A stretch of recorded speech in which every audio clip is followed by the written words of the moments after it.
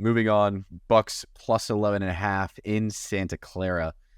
86% of the bets on the Niners, 71% of the money on the Bucs. Clearly, the money is thinking that the Bucs line is a bit inflated after their destruction of the Jaguars, right? However, there's a reason 14% of the public is on the Bucs. Like, what have the Bucs shown us in the last couple of weeks? They looked so slow. I loved the under last week in the Titans-Bucs game, and that cashed with ease when they won 20-6. So the offense in Tampa Bay is so one-dimensional. It's so boring. It's hopefully Baker can get the ball out with under 2 seconds to Mike Evans. And then if he has any bit of time, he'll throw the ball deep to Mike Evans. That's it.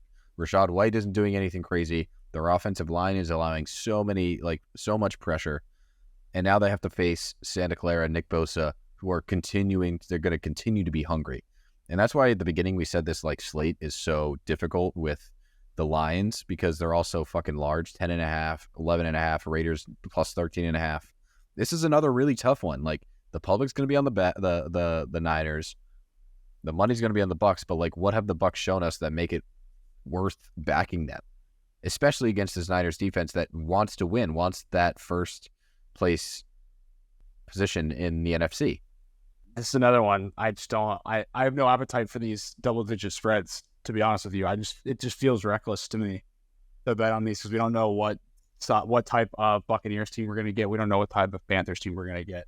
So I totally agree with your analysis. And it's the same shit. All the money is on the big spread, but then all the public is on the is laying the points. So, and both these games are low totals with massive spreads. Like, the Panthers game's at 42, this one's at 41.5.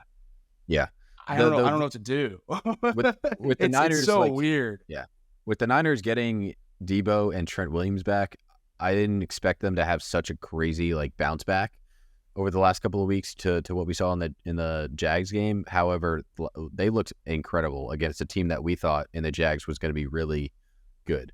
So the Niners kind of scare me right now, and I think they could cover 12 easily against this Bucs team that has not looked good. Their defense has been okay, but it's not like they're playing world beaters. I mean, they just beat Will Levis and held him to not throwing much, right? So I think they're going to have a really difficult time against the Niners. I don't know. One thing I do know is that I will be starting to back McCaffrey anytime touchdown. I'm just going to roll over my winnings. Hopefully he goes to 10, 12 games this time. Doesn't beat his own record. But if he... What is that? The guy, they said if you roll over $100, you made over $1 million on the 17 game streak that he had. So he didn't get it last game. So it's time to start rolling it over now. Lock it in.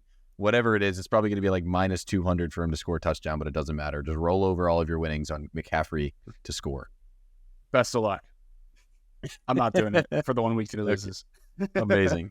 It lost last week. That's what I'm saying. It's time to start a new one. Time to start a new one. No, whatever. Yeah, again, man, there are games that I love in this slate, and there are games that I hate. I like that there's actually variation in the spreads here. We're not previewing every single game. It's oh, we have another 2.5. Oh, here's another 2.5. Oh, wow, this game is also a 2.5 spread. That's happened a few times already this season.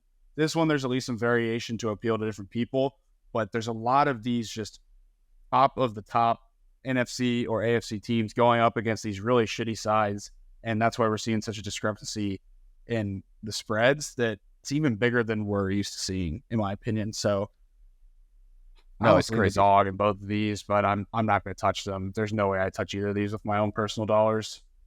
Yeah, we'll see. It'll be curious to see if the line moves, because when you see these larger spreads, lines move a lot more.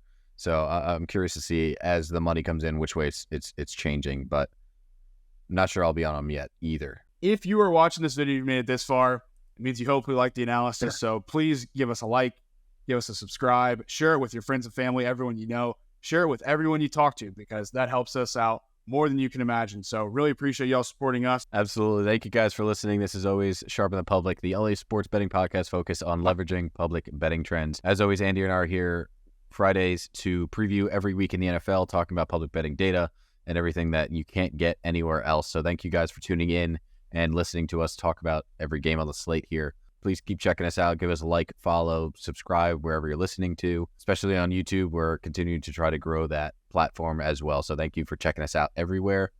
As always, we're going to keep plugging away, and hopefully we can continue to see some teasers go through the hoop, see some golden rule trend hits. It's going to be a good week. I'm sending positive vibes to our trends. Thank you guys for listening. We appreciate it. We will catch you in the next one in the recap episode that comes out on Tuesday.